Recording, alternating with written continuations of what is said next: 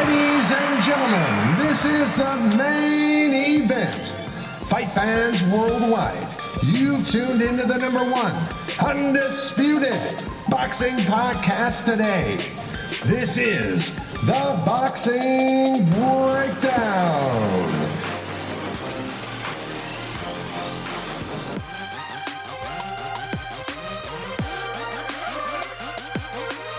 Now, your heavy-handed, hard-hitting host, Mark Roxey.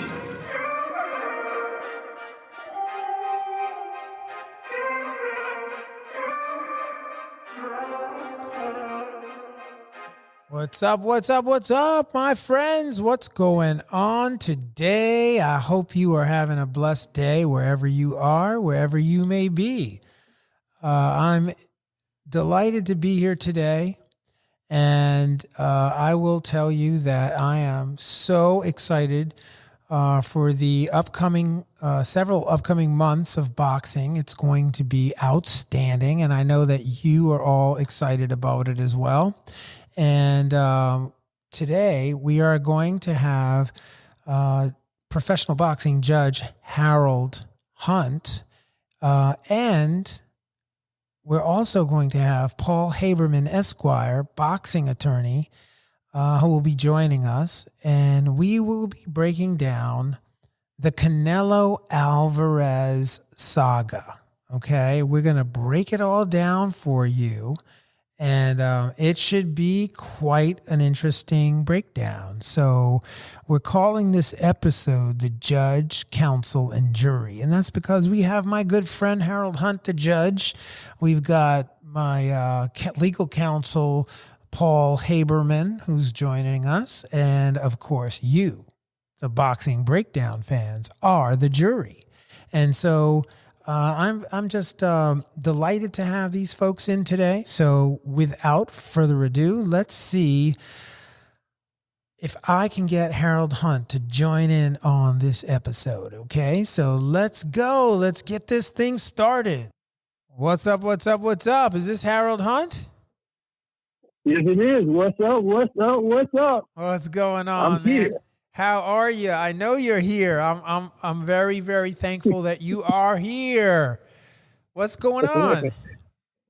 Oh man, boxing is hot. Oh, Yeah, boxing is certainly hot. There's so much going on in boxing, and I'm trying to zero in on a couple of things that are really, really material and important to us. And I've been trying to get you on the horn for quite a while, and also I've been looking for my boy Paul Haberman to get him on, Esquire, by the way, to get him on the call, because I really have been intrigued and somewhat puzzled by the entire Canelo Alvarez DAZN / Golden Boy legal entanglement, and I really want to chop it up with you guys, and for the Boxing Breakdown family, I want to have everybody get a little deeper appreciation for what actually is going on, and put some color around that. What you think? that sounds great. I talked to some people who are just laymen, we're just boxing fans, and they had some real basic questions about how the lawsuit is structured. Nothing law related in their understanding, but maybe I can ask Paul a way what they want to know in terms they can understand. So I look forward to posing these questions to him. Oh yeah, me too, man. I definitely. I think he's going to be joining the call in just a second, man. He's going to be getting on with us, and I can't wait, because for you guys that do not know Paul Haberman, Esquire, he is one of the first and foremost gentlemen in the sport of boxing. He is also an attorney and represents some very high-profile clients, which he may or may not share with you when he gets on. I always, try to keep some confidentiality around his inner workings with folks in the boxing community, because he's always working on big deals. And so, we're going to wait for him to call. But hey, while we're waiting, check this out, man. Okay.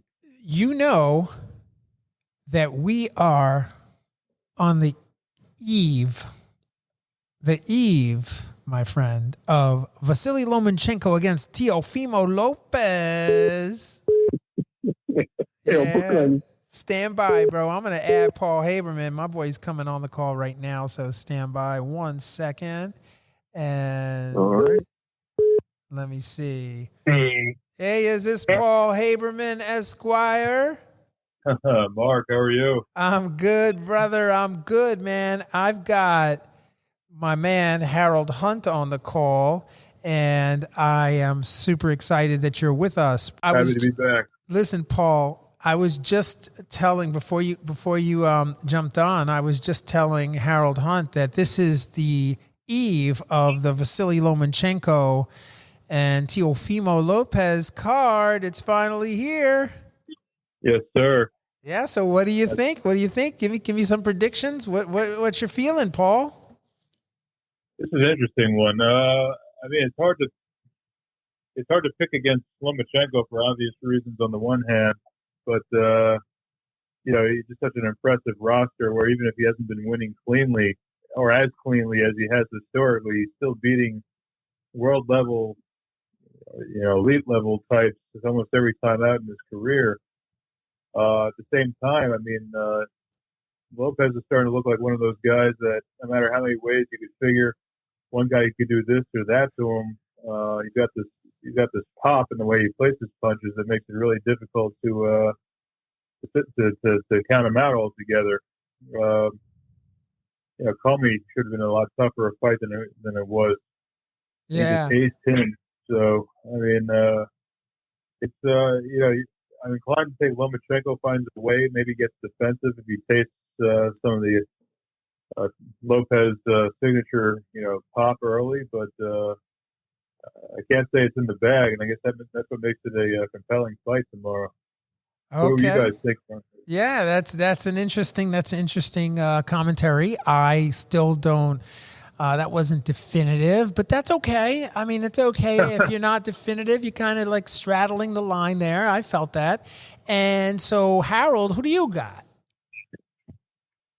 Well, looking over all the footage and the commentary, and I still really like what Lomachenko is going to do. I feel like Lopez has to thank him and put him where he can hit him. If he doesn't thank him, he won't put Lomachenko where he can hit him. If he doesn't do that, he will lose. Lomachenko is going to score no matter what. Lopez just has to be able to get that power to Lomo, and I don't know if he can do that without fanning him and kind of tricking him so he can score. Ah, interesting. So there, the plot thickens. Both of you guys, I can't believe it. It's a Friday night. Y'all are going to make my night super difficult because I'm just going to tell you right now that it's going to be, Teofimo Lopez is going to go out there and I think he's just the lion's going to be unleashed and it's going to be quite a night. I just don't see it, man. I just, honestly, there's just something about the eyes that just tells me, and the preparation and the, who wants it more? Who's got the most to lose? Who do you think has the most to lose in the fight? Well, I think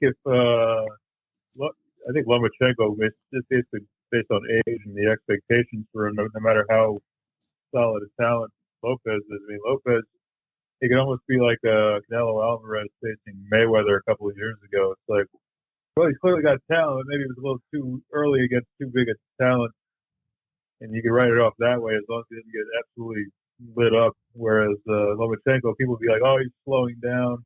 Maybe he's not what he used to be. This and that afterwards, right or wrong. I'm not saying that'd be a right assessment. I'm saying it would probably be his rep that takes a hit, as long as Lopez shows up at all, more so than Lopez even win or lose.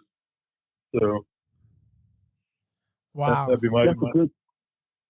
That's a good point, Paul, because the Alvarez loss to Mayweather is largely ignored, totally. Right. Half people don't remember that he lost. So Lopez does have that opportunity not to be really hurt if he loses. Personally, I see this as a Mayweather Gotti type fight. Oh wow. Where it's going to be a blowout because once he realizes he can't get to him, and he's going to be kind of frustrated. And he throws the wide punches. He doesn't throw anything straight. He just doesn't throw anything straight. He just doesn't. And because Lomo throws his stuff straight, he's going to get to the target, short arms or not. He kind of has to jab like Tyson. He was always, his reach was always shorter than anyone else. He out-jabbed all of his opponents. So, right. And he was lying to all of his opponents. So that doesn't even bear. You had this kind of skill level. So that's my understanding, I just see him in a situation where he can get frustrated trying to land that power. And just the effort and the will to land that power, if he doesn't land it, he's a sitting duck for combinations, for jabs, for any kind of thing Romo's going to want to do. Huh. Interesting even more. So I haven't heard anybody. It sounded kind of, a little nature-like, that nobody's talked about Teofimo Lopez's power. Like neither one of you have even commented on the power. So what's up with that? I kind of alluded Paul, to it. Go ahead.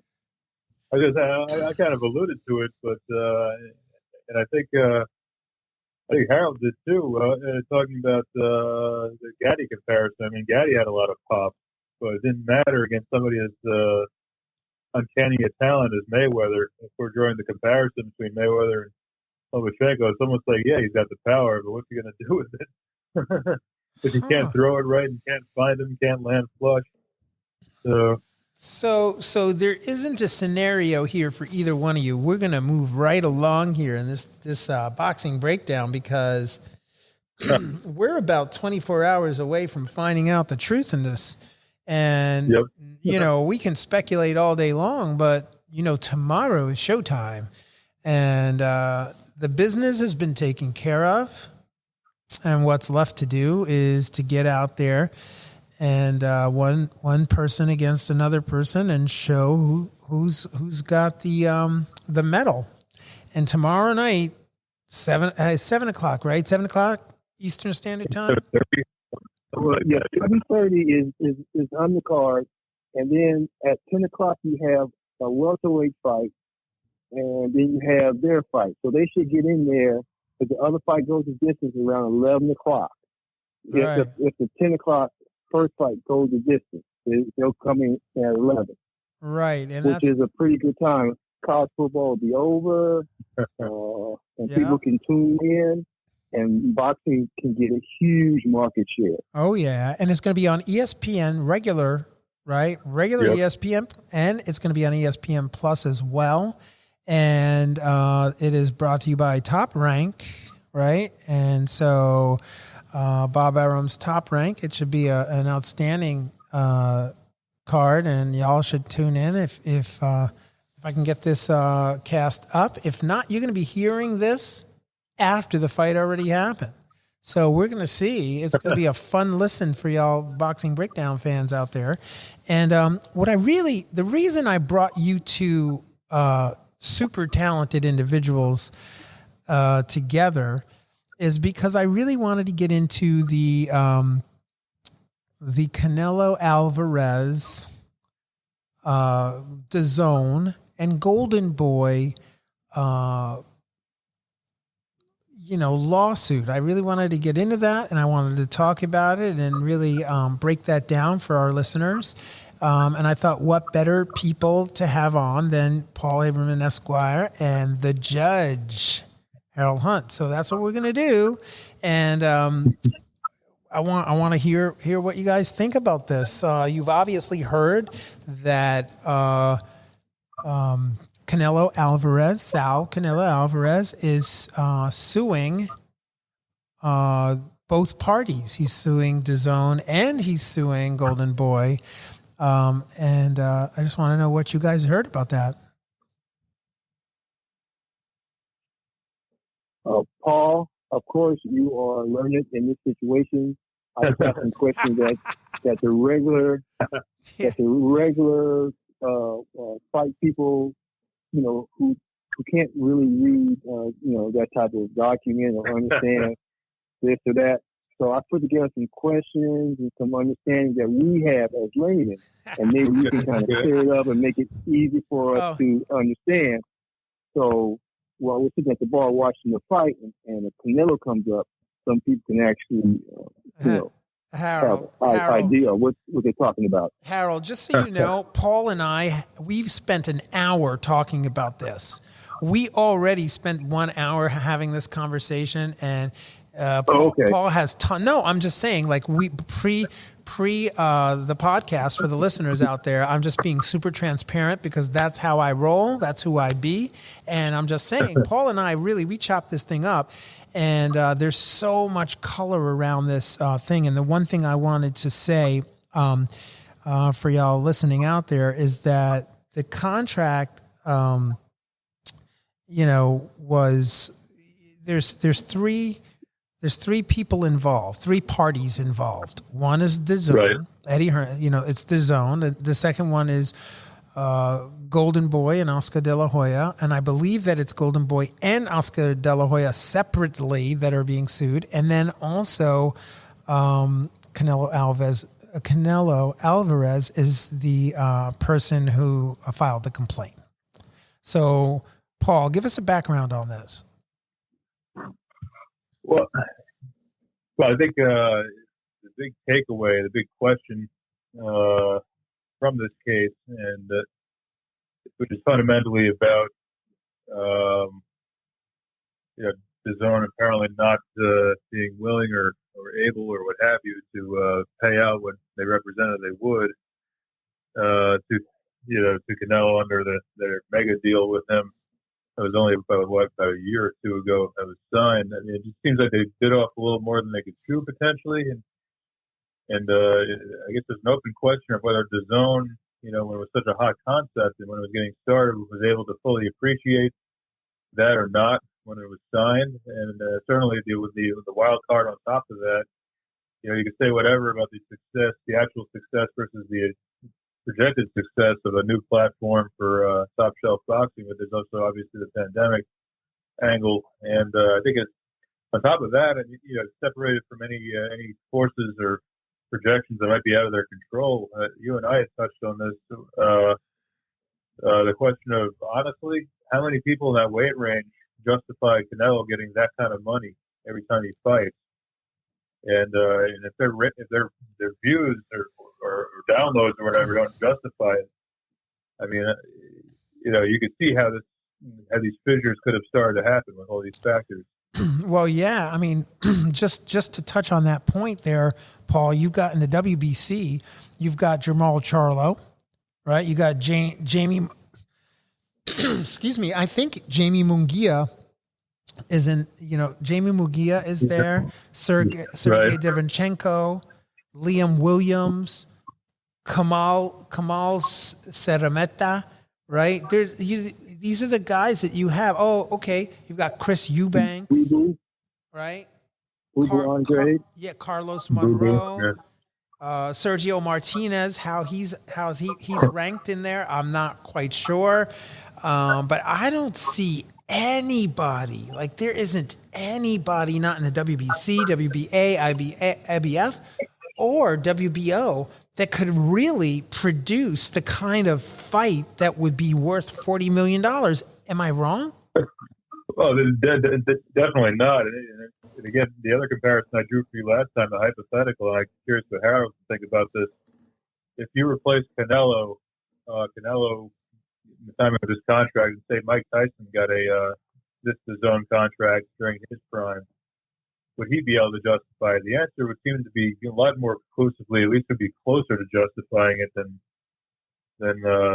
than Canelo can, as far as the talent he could go against. Because with Tyson, depending what part of his peak or even shortly thereafter you're talking about, you had some guys that are worth a lot of money in and around the division.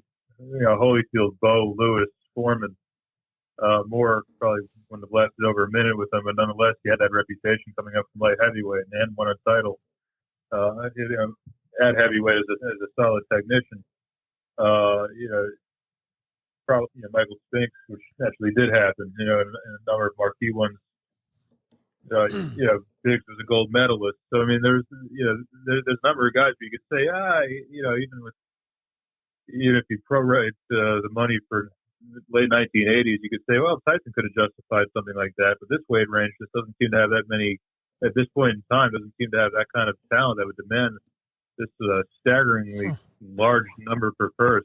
Well, and to put it in perspective, Paul, this is the largest. Well, it's both the largest boxing contract, and it's also, I think, the largest sports contract for a single athlete. So it's a really material contract. Yeah, this is a lot to represent. They could do for a startup, streaming service. Albeit coming in at a time when HBO was being phased out, you could see why they think there was a huge opportunity, and there still might be, but it just seems So how does he, Paul, how does he sue for damages? Can you explain to the listeners? So the complaint, he's essentially suing DAZN for one piece, and then he's suing Golden Boy for a separate piece, right, in the complaint. Is that correct? Yeah, that's my understanding, and it almost seems like Golden Boy to some extent. Before I get into the different items in the complaint, is almost stuck in the middle. Obviously they benefit handsomely if Canelo benefits handsomely under the agreement. There's a couple. Perhaps some of it. Yeah, go ahead. Sorry, Paul. Go ahead. I was going to say, perhaps some of this was beyond their control, such as finding investors or a network that can put up nearly as much as is guaranteed by the zone. But as the complaint also alleges, part of this is put beyond Golden Boy, since it appears that they made representations, at least as to a third Golovkin fight, that would be at least one example of justifying a purse that size. That is a marquee matchup in that weight range. Yeah. So. But, and there's the question of refusal to pay the guaranteed sums versus an inability at this point. I mean, nobody seems clear on what their streaming rating, viewership is. Well, some of the facts, Paul, are that Golden Boy has a contract, I believe, with DAZN. And in that contract, there's something to the effect that DAZN gives Golden Boy $40 million for the fight. But however, right. The Alvarez camp gets $35 million. Right. So the $5 million, the different, I mean, if you do the math, there's $5 million that goes, I guess, to Golden Boy. Right. And what that says, what that contract, and you can tell me better, you can tell the listeners in a much more concise way. But what I understood about the complaint is that Canelo is suggesting in the complaint that, or alleging in the complaint that Golden Boy had an arrangement with DAZN that he had no prior knowledge about. He has no information. He hasn't seen the contract. He hasn't seen any of that information. And in addition, Canelo has a contract with Golden Boy, which stipulates that, there's certain stipulations in that contract, which is completely separate. And so to the point, Canelo's contract with Golden Boy says that he gets to pick all his fights along with Golden Boy. And then Golden Boy's contract with DAZN states that DAZN gets to pick Canelo Alvarez's fight. And that is, in essence, the basis of some of the complaint, and that obviously there's a breach of contract. They're suing for damages and they're alleging Right. breach of contract. But also there's some other things to the complaint that maybe you can talk about, or maybe you just want to chat about what I just said. What do you think, Paul? Talk a little bit about that. Cover a little of everything there. I mean, all of the other claims, that rather than just breach of contract, they have a fraudulent concealment claim against Golden Boy with regard to the third Golovkin fight. There's a breach of fiduciary claim against Golden Boy for basically trying to preserve its further relationship with the zone rather than just Canelo's when things started to turn south. Right. And then there's the breach of contract claim, which I think, as I mentioned when we first spoke about it, I would be curious on such a lucrative agreement, what protections, if any, were written in for the zone in a situation like this? Because I have legal matters in different settings than this, where with the pandemic, for example, it wouldn't necessarily be limited to this. This could also have a cash flow issue. Also, my understanding is that there's a soccer team acquisition recently that would cut rights that cut away from that theory. But if for example, I had what's known as a force majeure clause, that basically says that because of some world event or occurrence or disaster of some sort, their contract is utterly undoable as is. You would think they would at least try to argue that here. Right. Interesting. And so Paul, also, DAZN, let's just get this straight for the listeners. DAZN's contract with Golden Boy is primarily a contract that's based on broadcasting, right? It's a broadcasting contract that DAZN has with Golden Boy, correct? That's my understanding. Yeah, it's sort of an output contract. And then there's a promotional contract between Golden Boy and Canelo, right? Right. So just to clarify, so y'all, you guys listening out there, and Harold, you've been really taking it all in there. I hear you. I hear your silence, bro. But it's primarily, there are two separate contracts that are rolled into one. And it is rolled into one suit, right, Paul? Yeah, and they're just not. I see where you're going. They're just not neatly being reconciled with each other. Wow, man. This is sticky. This is more complicated than a plate of spaghetti turned upside down. Wow. Well, there were two suits. There's two suits, supposedly. Two suits. And they're trying to get one judge to hear both suits. Right. Because the information from one suit needs to be used for the conclusion of the second suit. And they want to use the same judge, so none of that will be an issue. And that's what the question that the layman I have. Why are they trying to use the one lawyer to hear both suits? What is exactly the second suit that's being brought before the same judge? And is that going to cause a longer type of situation going forward? Are we going to have him on the shelf longer because of the second suit? What do you think, Paul?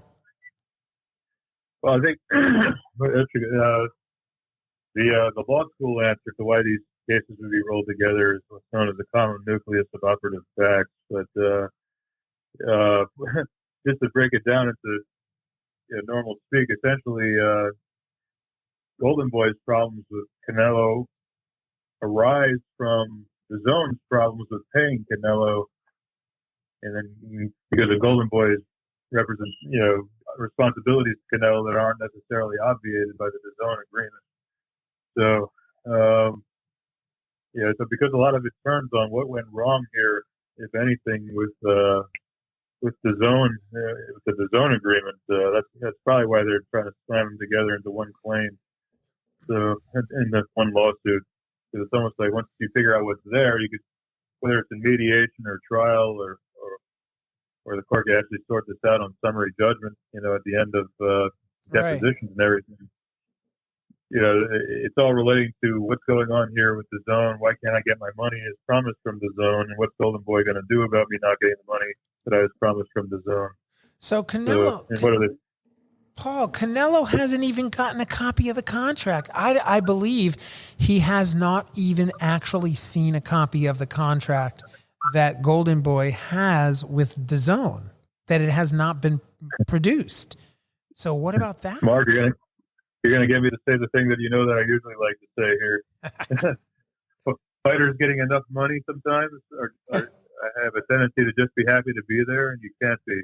So yeah, there we go again. It surfaces its head again, its ugly head. And the thing about it is, I understood from my source that Canelo didn't even attend that meeting. The largest contract in sports history, the largest fighting, pugilism contract, and he's not even in the room. Like, what do you think of that? He's got me thinking strangely about that old show, World's Scariest Police Chases. It's like the world's worst sports negotiations. Like, the largest one. Jeez. Look at this idiot not attending his own contract negotiation. Doesn't he know he's going to get worse? Oh my gosh! But like that, I mean, like one of the takeaways for me, one of the things that I understand, representing fighters, is that if you have a promotional contract and you have a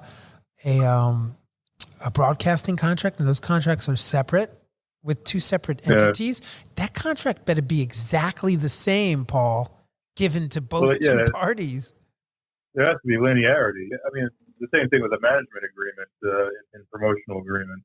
If I'm obligated as a manager to get you 6 fights per year, and I don't have some language in there that says it's subject to a promotional agreement, which would yield.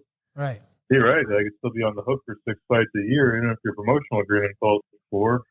Yeah, a lot of the managers and a lot of these people, what they do with promoters, they say they put it in a way, and this because we've worked some contract together where they're like, well, I only have to offer, just boxers beware, man. I only have to offer you a fight. So they could call up, pring, they'd be like, hey, I got a fight for you tomorrow night with Mike Tyson. Want it? Heck no. And then you hang up the phone and you later find out that was one of your, 5 fights that they offered you, and you just didn't take it.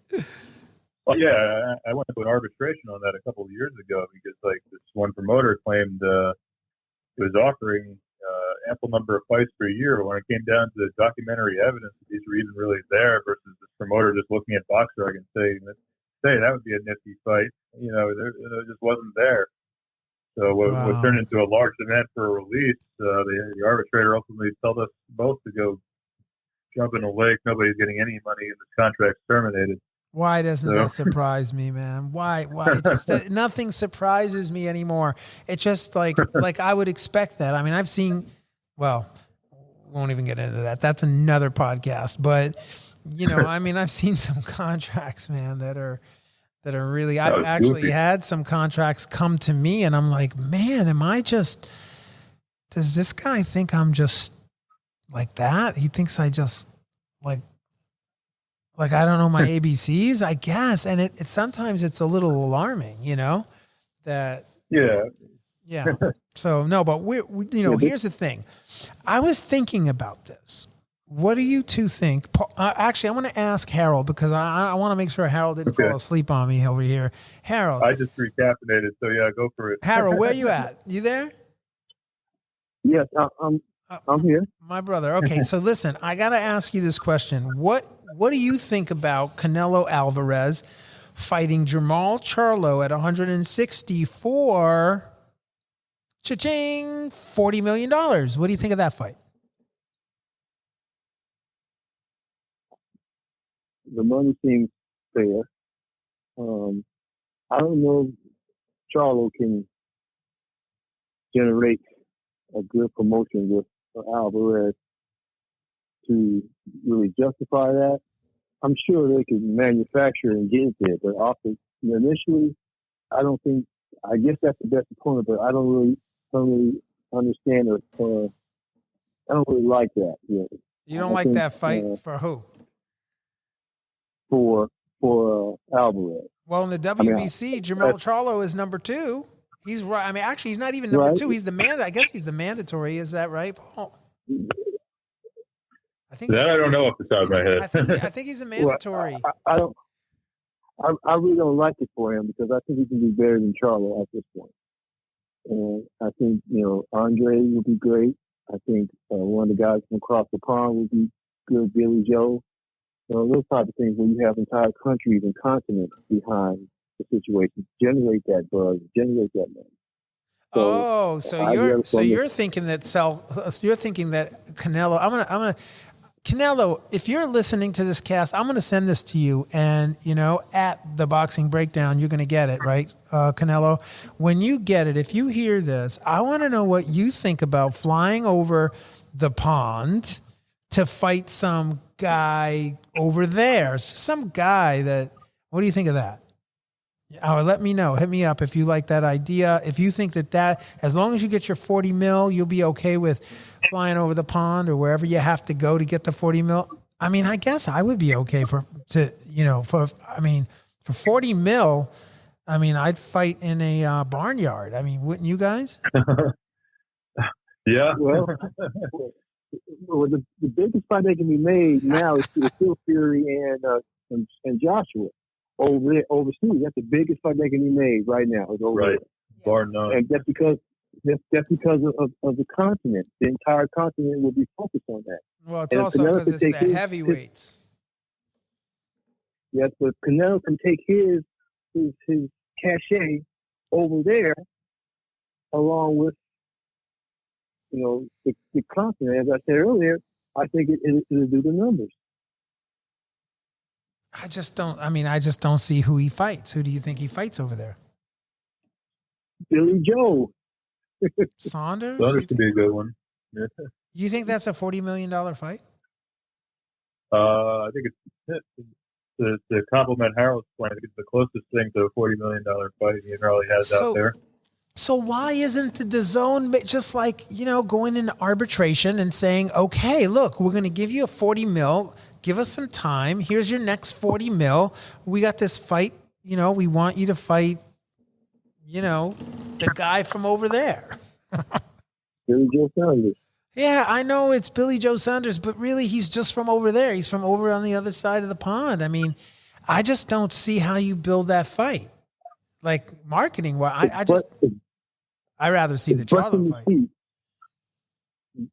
Billy Joe is a lightning rod. He's been in the news for all kind of crazy things he said and done, and suspended and this and that. He'd be great media. He gets some great media attention. So what about Demetrius Andrade? I apologize. What about him? Well, I think. Paul, please go ahead. Oh, no, I was just saying, I think he pronounces it Andre, but some fighters that were from Brazil in the past have pronounced it Andrade. Yeah. I was just going to point that out trivially, but go ahead. Well, I was going to say, I mean, what do you think of that fight? Does that tickle your fancy, or what about? Okay, here's the one that started the whole mess and in the complaint, I guess DAZN, what DAZN is saying is that Canelo had they wanted the Golovkin fight, and he didn't want that fight. And that was, that's a big sticking point in the whole thing. But DAZN wanted the fight in 2019, I believe, early 2019. So, but Golovkin is still around. I think he's still, he's the IBF. He's the IBF guy. You got to go see him if you want to get into the IBF. So what about that fight? Mark, that holds no allure anymore. Been there, done that. I don't want to see it. You don't want to see that? I know don't want to see it. It's done. What do you think that's going to be like? How much do you think that would cost? It would probably be like $170 or $140 or something in order to make those numbers work. I don't know. As a pay-per-view. Oh, do you want to see that? What's that? Do you want to see that Golovkin third fight with Alvarez? It was compelling, but my life will go on without it either way. What do you guys, Boxing Breakdown? We don't want to leave you out. What do you think? Hit me up. Send me a message. Hit me on Instagram at The Boxing Breakdown or Facebook at The Boxing Breakdown. Let me know if any of these fights interest you, and who would you like to see Canelo Alvarez fight for $40 million other than yourself? Because I know, if you send me a message saying that it's yourself, I would understand why, because I'll fight him in a barnyard for 40 mil. I've got a name, actually. I'm just looking at the ratings real quick in the 160 and 168 weight range. One that might at least be attractive to Harold's point about going overseas or what have you is Murata over there in Japan at 160, WBA titleist. I think if I'm thinking of the right guy, he was a gold medalist. He got some talent. He's been inconsistent, I think, but they actually have Alvarez super champion there. So, if you can make him an attraction just for novelty purposes over in Japan, that would be worth a few more dollars than a lot of the other ones we could talk about. Yeah, no, I mean, it's quite a debacle, man. I mean, Canelo's in a sticky situation here.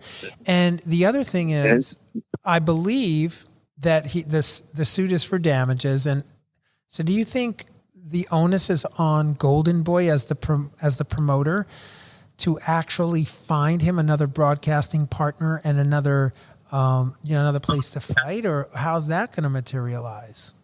Well, I think that's just because it was an unprecedented agreement beforehand, and HBO has gone by the board. It almost seems unrealistic to expect Golden Boy to do that, which I think is a potential flaw in the complaint. It's like, who is stepping up to do that? Right. Who? The zone threw stupid money at a couple of fighters once it was getting started. We're not sure how it did. Meantime, HBO, who threw stupid money at fighters for a while, is no longer in the business. Wow. Showtime keeps people exposed, but I don't think pays nearly as much. Ditto for ESPN. I mean, where are they going for this? Right. What magic pot of money are they pulling this out of? You can't even get live gates right now for the next, at least in most parts of the world, at least for the next several months, while they sort out the pandemic impact here. Well, for Canelo Alvarez, I mean, he would be remiss not to consider your advice, because the fact is that where else is he going to get $40 million a fight? Who's out there in the boxing landscape, or in the I don't even know if the UFC would pay him $40 million a fight. Who would pay him $40 million a fight for 10 fights? Right. I mean, for argument's sake, I mean, even if you went up to light heavyweight, you have several compelling fights. Any of the title holders right there, Better Biev, Bivol, Pascal, I still don't see them being $40 million either. No, I mean, maybe 2 mil, No. 3 mil, 5 mil, somewhere in there. 10 mil. I mean, gosh, right. 10 mil sounds like a lot.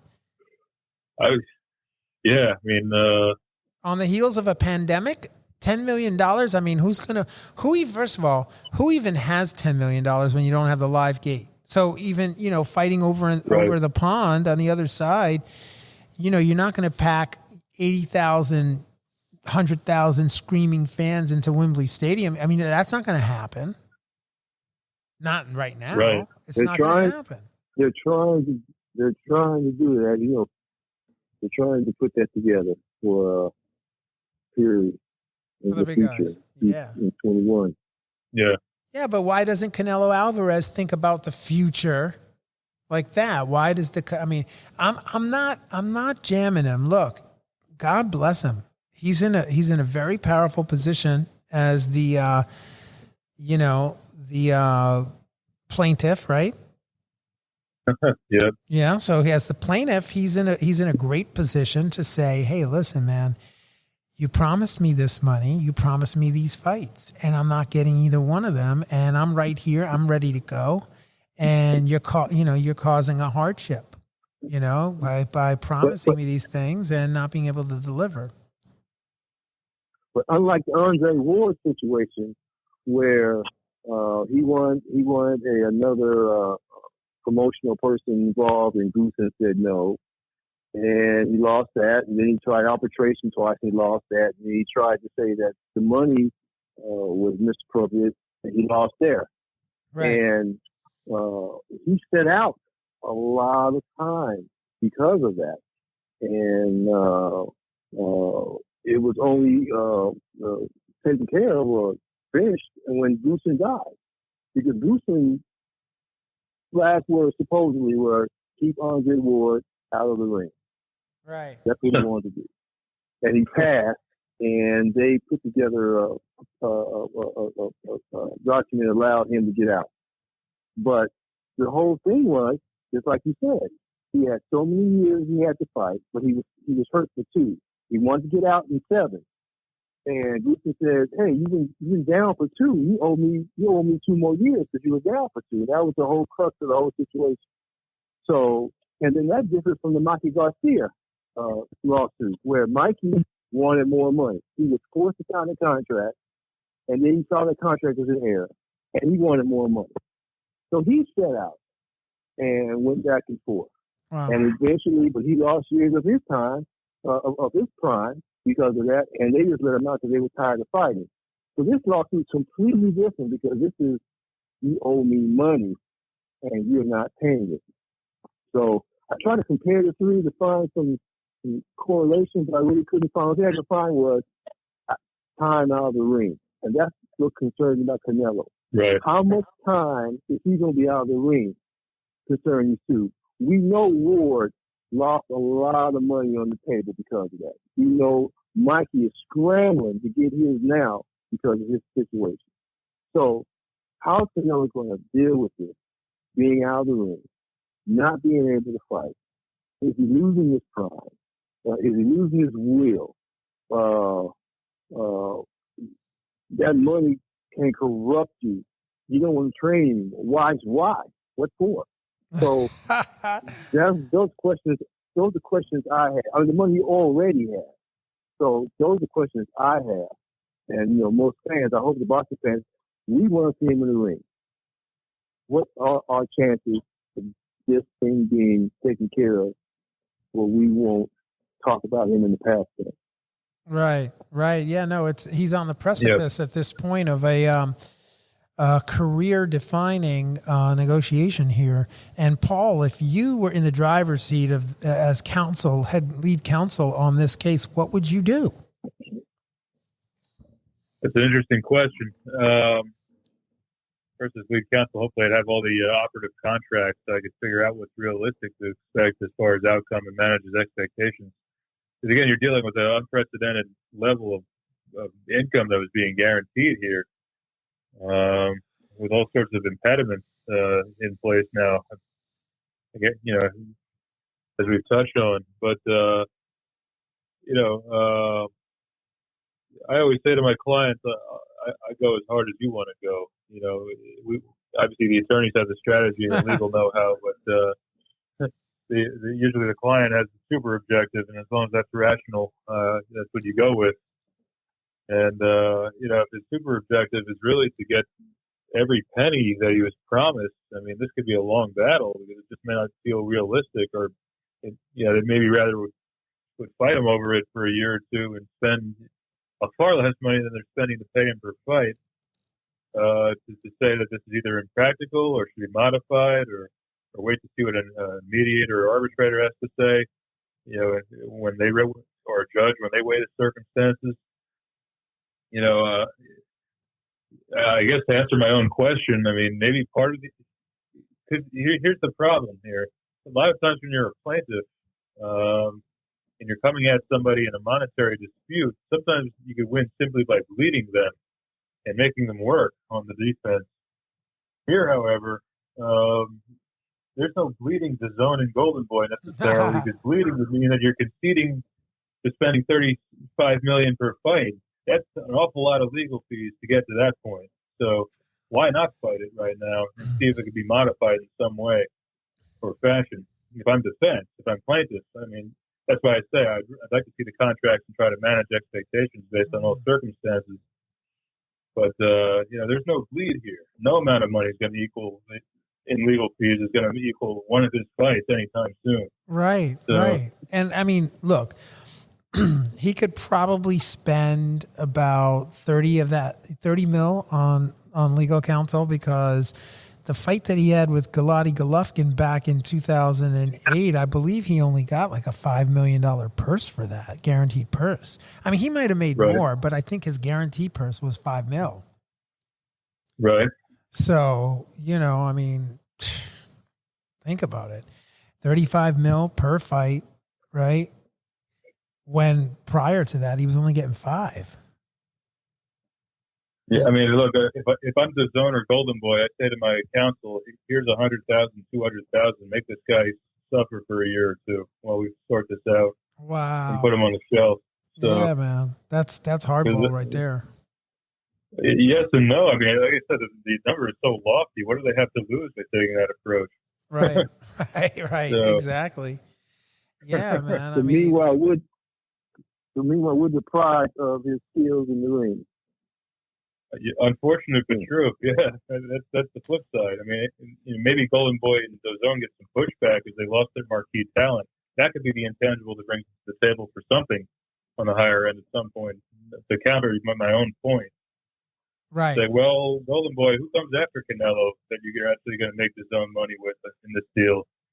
That kind of money. Like, who's the next man up here? And they have a lot of talent, a lot of excellent talent, but nobody quite carries it like he does just yet. Yeah, that's for sure. Well, PBC and other competition could manufacture someone to take that void while he's sitting. Yep. Wow. Yeah, there's tremendous risk on both sides the longer this drags out. But yeah, and I would say, to qualify my point, anybody that's below Canelo as far as regard, I probably would use that approach. But however, Golden Boy and DAZN would lose money the longer Canelo's on the shelf too, and he probably knows that. And so does his attorney. Right. So. Very interesting commentary, very interesting discussion tonight on the Boxing Breakdown. If you like this podcast and if you enjoyed the commentary and if you're learning stuff about the sport of boxing and how things work, please remember to like and share our posts, but most importantly, download the podcast, give us a review, let us know how we're doing, and share it. Share it out, man. Share it with the other people in the boxing community and anybody else you think might really dig the podcast, because I'm trying to do something real special here in bringing information that's important, but also can educate those of you that are in the sport and looking to come up. If you are looking for legal counsel, I will tell you that Paul Haberman is the bomb. He's a good guy. You can find him. No, man. Hey, listen, man. You know what is what's so, and you are an amazing lawyer. You do a great job. You represent your clients well. I know that because I'm one of them, and so I can speak directly to that. Full disclosure. Yeah, man, and I'm not at all ashamed to tell you that, and to tell the listeners out there to we just did a podcast recently, and the message that came out of the podcast was protect yourself at all times, and you can't do that unless you have a good legal counsel. That's for sure. And and Harold, man, as always, it's a pleasure, and you are a professional boxing judge. I know that you're busy. I know you're getting more and more busy as the weeks go on, and boxing slowly but surely opens up. And you're a man of character, and you are an honest man, and you're always fair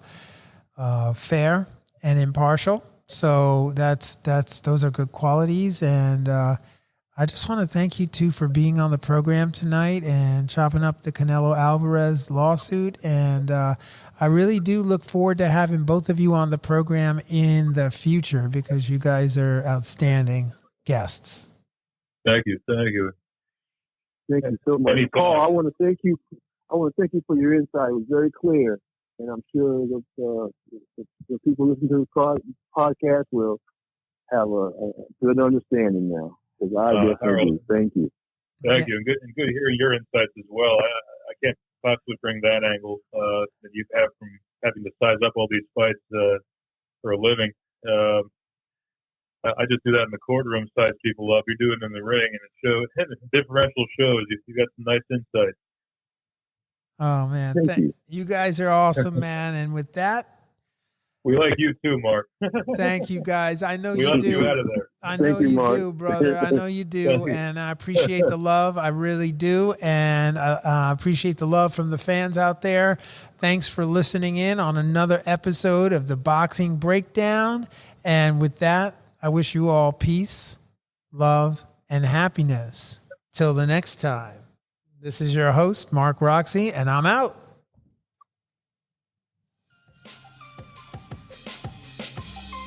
Fight fans, join host Mark Roxey and special guests as they break down all aspects of the boxing world, including news, business, management, training, promotions, fan reactions, upcoming events, matchups, future boxing stars, title fights, state of the boxing world, and all the stuff you don't see when you watch boxing. This podcast is released each week on Thursday at 8 p.m. Eastern Standard Time. Live streamed on YouTube, Instagram, and Facebook Live. It's the Boxing Breakdown, hosted by Mark Roxey.